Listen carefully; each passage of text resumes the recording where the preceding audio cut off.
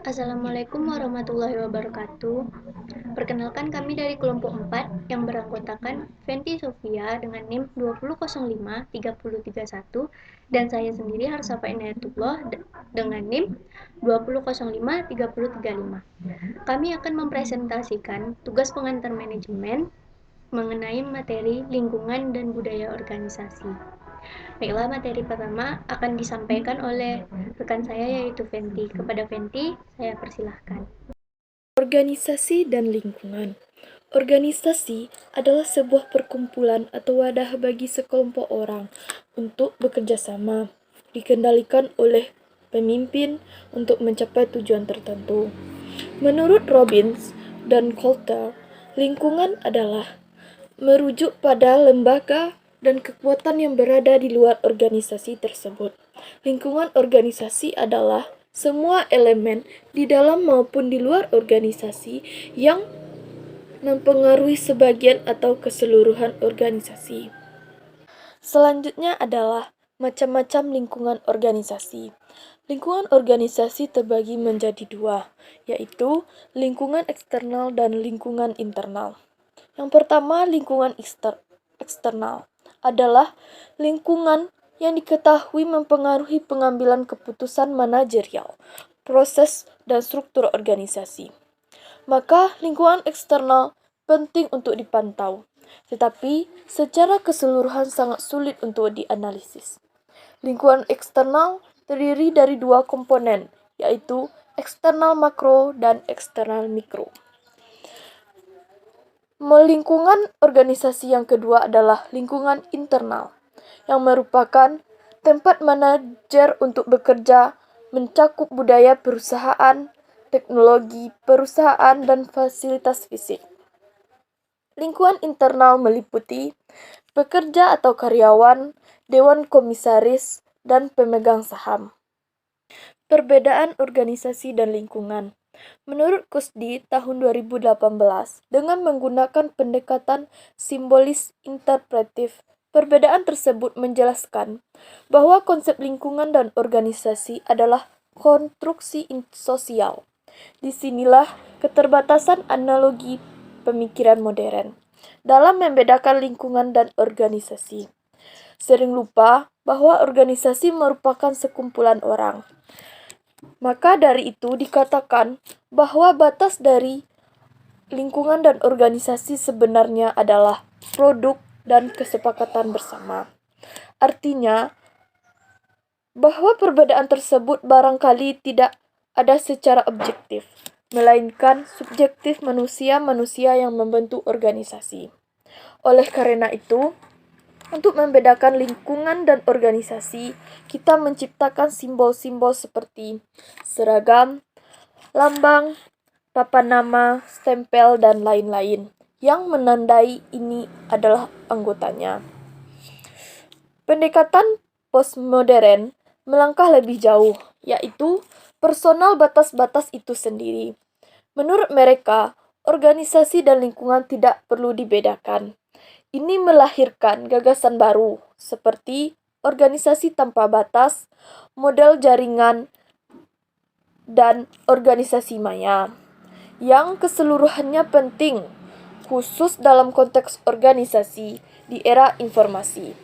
Jadi, dalam pemikiran kontemporer, organisasi dan lingkungan tidak lagi dipandang secara kaku, sebagaimana dipandang modernis.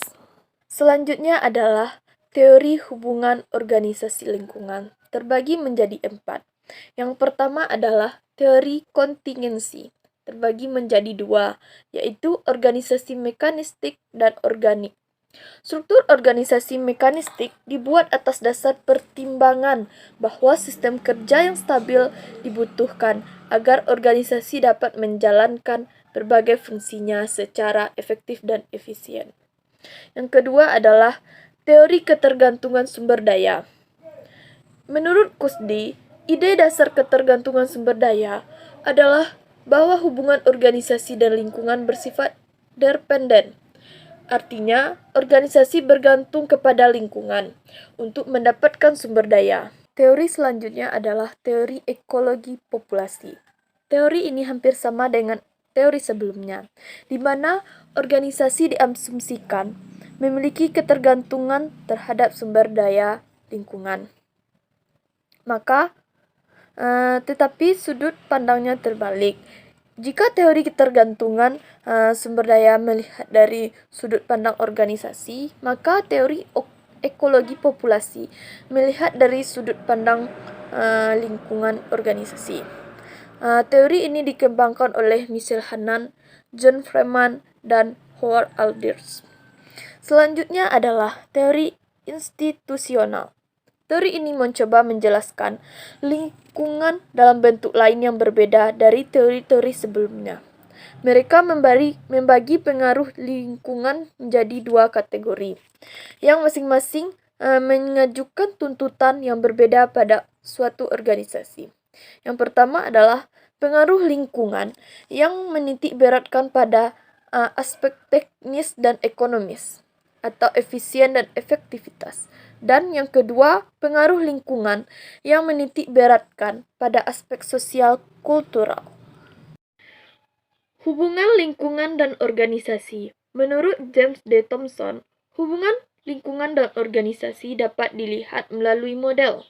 Artinya, adanya tingkatan perubahan dan tingkat homogenitas. Tingkat perubahan melihat sejauh mana stabilitas suatu lingkungan, yang diukur dengan skala tingkat perubahan stabil dan perubahan dinamis. Sedangkan tingkat homogenitas melihat sejauh mana kompleksitas lingkungan yang diukur dengan skala homogenitas sederhana dan homogenitas kompleks. Selanjutnya adalah budaya organisasi. Pengertian budaya organisasi adalah sistem kepercayaan dan sikap bersama yang berkembang dalam suatu organisasi yang membimbing perilaku para anggotanya. Selain itu, budaya organisasi juga didefinisikan sebagai filosofi, ideologi, nilai-nilai, asumsi, kepercayaan, harapan, sikap dan norma-norma yang menyatukan suatu organisasi, serta disebarluaskan oleh para karyawannya. Fungsi budaya organisasi terbagi menjadi 5. Yang pertama, fungsi budaya organisasi adalah memiliki peran yang kuat dalam mendefinisikan batas-batas yang sangat berarti, dapat membedakan suatu organisasi dan dengan organisasi lainnya. Yang kedua adalah fungsi budaya organisasi dan akan membantu kita dalam menciptakan identitas suatu organisasi dan seluruh anggota organisasinya. Yang ketiga adalah fungsi budaya organisasi yang akan mendorong para anggota untuk mengedepankan kepentingan organisasi dibandingkan kepentingan mereka sendiri. Yang keempat, fungsi budaya organisasi yang membantu meningkatkan stabilitas sistem sosial. Yang terakhir, fungsi budaya organisasi yang dapat menjadi mekanisme akal dan kontrol yang memandu dan membentuk sikap perilaku karyawan. Yang selanjutnya ada jenis-jenis budaya organisasi. Terbagi menjadi 2. Yang pertama, budaya organisasi yang kuat. Ini merupakan jenis budaya organisasi yang kokoh dan kuat, di mana jenis budaya organisasi ini mengacu pada situasi di mana karyawan dapat menyesuaikan diri dengan baik, menghormati kebijakan organisasi, dan mematuhi pedoman organisasi yang telah ditentukan. Yang kedua adalah budaya organisasi yang lemah. Dalam budaya organisasi yang lemah, setiap anggota organisasi menerima peran dan tanggung jawab mereka hanya karena rasa takut pada atasan atau pemimpin mereka di dalam organisasi. Selanjutnya adalah karakteristik budaya organisasi yang terbagi atas 5. Yang pertama adalah setiap anggota memiliki otonomi dalam organisasi. Maksudnya adalah setiap anggota dalam organisasi memiliki tingkat tanggung jawab yang tinggi. Mereka merasa bebas dalam bekerja dan memiliki banyak peluang untuk menjalankan inisiatif dalam organisasi. Yang kedua adalah ada rasa identitas bersama. Maksudnya adalah para anggota akan memiliki identitas bersama yang membuat mereka bangga telah menjadi bagian dari organisasi tersebut. Yang ketiga, struktur yang jelas. Maksudnya adalah organisasi bukan hanya perlu menciptakan tujuan dan harapan kinerja karyawan yang jelas, namun juga memiliki struktur yang jelas terdiri atas orang-orang yang bertugas untuk melakukan pengawasan dan pengendalian atas karyawan. Yang keempat adalah adanya dukungan dari manajemen. Maksudnya adalah orang-orang yang terlibat di dalam manajemen dapat memberikan komunikasi yang jelas, bantuan atau support, sikap ramah, motivasi, serta bimbingan kepada seluruh anggota organisasi mereka. Yang kelima adalah pola komunikasi yang baik. Maksudnya adalah pola komunikasi yang tertata dengan baik akan menciptakan keharmonisan, transparansi, dan meminimalisir kesalahpahaman dalam organisasi. Baiklah, materi selanjutnya akan saya bacakan. Tips untuk memiliki budaya organisasi yang luar biasa. 1. Keuntungan-keuntungan yang dimiliki organisasi. Keuntungan atau benefit yang ada pada suatu organisasi akan membentuk budaya organisasi yang kuat. Yang kedua, bangun organisasi yang membuat para karyawannya merasa nyaman. Untuk membangun budaya organisasi yang luar biasa, organisasi tersebut harus mampu menciptakan lingkungan kerja dan harapan masa depan yang membuat para karyawan merasa nyaman dan aman. Ketiga, pembagian karyawan yang merata antara wanita dan pria. Jumlah karyawan wanita dan pria yang seimbang akan menghasilkan budaya organisasi yang kuat. Keempat, memiliki visi dan misi yang jelas dan dipahami oleh seluruh karyawan. Tips keempat, setiap organisasi harus memastikan bahwa organisasinya telah memiliki visi dan misi yang jelas, serta seluruh organisasi bukan hanya mengetahuinya, namun juga memahaminya dengan baik. Selanjutnya, materi yang ketiga, yang C, yaitu mengelola organisasi dalam lingkungan global. 3 sikap global, yaitu sikap etnosentris, polisentris, dan geosentris. Sikap etnosentris adalah keyakinan parokialistis bahwa pendekatan dan praktik kerja yang paling baik adalah yang berasal dari negara asalnya atau negara tempat kantor pusat perusahaan itu berada. Yang kedua, sikap polisentris. Polisentris adalah pandangan bahwa para manajer di negeri tuan rumah atau negeri asing tempat organisasi itu berbisnis mengetahui pendekatan dan kerja praktik terbaik untuk menjalankan bisnis mereka. Yang ketiga, sikap geosentris.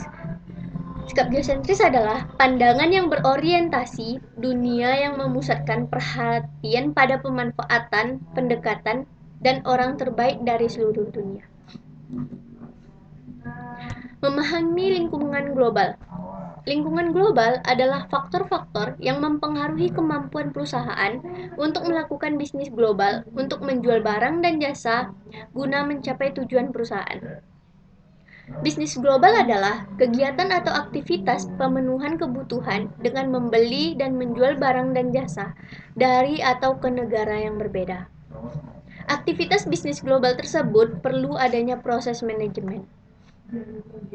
Manajemen global adalah manajemen bagi organisasi yang melaksanakan bisnis di lebih dari satu negara.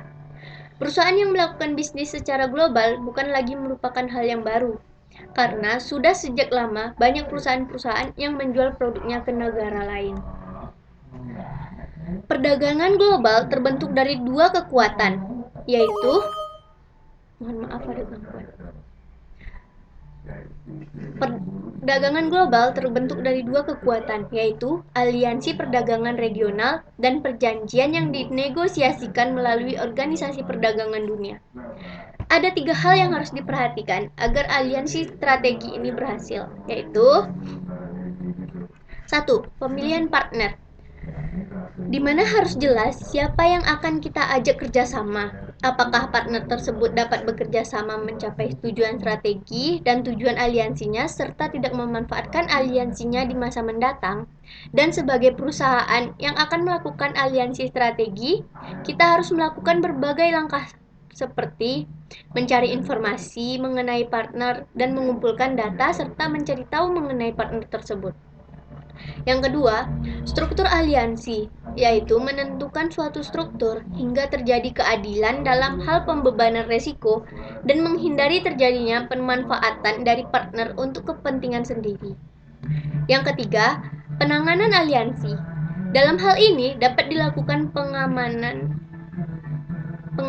dengan teknologi dan dengan penetapan kontrak, di mana terjadi persetujuan atau kesepakatan yang jelas, adil antara perusahaan dengan partnernya, dengan komitmen yang mantap agar tidak terjadi resiko yang tidak diinginkan. Perbedaan jenis organisasi global. 1. Multinational Corporation atau MNC. Perusahaan multinasional yang sangat besar memiliki dana yang melewati dana banyak negara. Mereka dapat memiliki pengaruh kuat dalam politik global karena pengaruh ekonomi mereka yang sangat besar bagi para politisi dan juga sumber finansial yang sangat berkecukupan untuk relasi masyarakat dan melobi politik. Yang kedua, Transnational Corporation atau TNC. Perusahaan transnasional adalah perusahaan yang memproduksi barang atau jasa di lebih dari satu negara. Perusahaan seperti ini biasa berupa perusahaan kecil yang memiliki satu atau dua pabrik di negara lain, atau juga perusahaan raksasa yang beroperasi di seantero planet ini. Beberapa contoh TNC adalah Coca-Cola, General Motors, Colgate-Palmolive, Kodak, dan Mitsubishi. Kalaupun TNC memiliki basis nasional, mereka berorientasi pada pasar global dan keuntungan global. Yang ketiga, organisasi tanpa batas negara, borderless organization. Organisasi tanpa batas negara itu dapat dikatakan mendekati bisnis global dari sudut pandang geometris. Misalnya, IBM telah melepaskan struktur organisasinya yang berdasarkan negara dan mengaturnya kembali menjadi 14 kelompok industri. Cara-cara organisasi menjadi global. 1. Mengimpor. Pendekatan untuk menjadi global yang mencakup menjual produk di negara asal yang dibuat di luar negeri. 2. Melakukan lisensi. Pendekatan untuk menjadi global oleh organisasi pabrikan yang meliputi memberikan kepada organisasi lain baik untuk menggunakan merek, teknologi, atau spesialisasi produk Anda. Ketiga, pewaralabaan. Pendekatan untuk menjadi global oleh organisasi jasa yang meliputi memberikan kepada organisasi lain hak untuk menggunakan merek, teknologi, atau spesifikasi produk Anda. Yang keempat, aliansi strategis. Pendekatan untuk menjadi global dengan melibatkan kemitraan antara organisasi tertentu dengan perusahaan asing di mana keduanya berbagi. Yang kelima, usaha patungan. Pendekatan menjadi global yang merupakan aliansi strategis tertentu di mana rekannya setuju untuk membentuk organisasi yang terpisah dari independen untuk mencapai tujuan bisnis tertentu. Yang keenam, atau yang terakhir, anak perusahaan luar negeri. Pendekatan untuk menjadi global yang mencakup investasi langsung di negara asing dengan mencirikan fasilitas produksi atau kantor yang terpisah atau independen.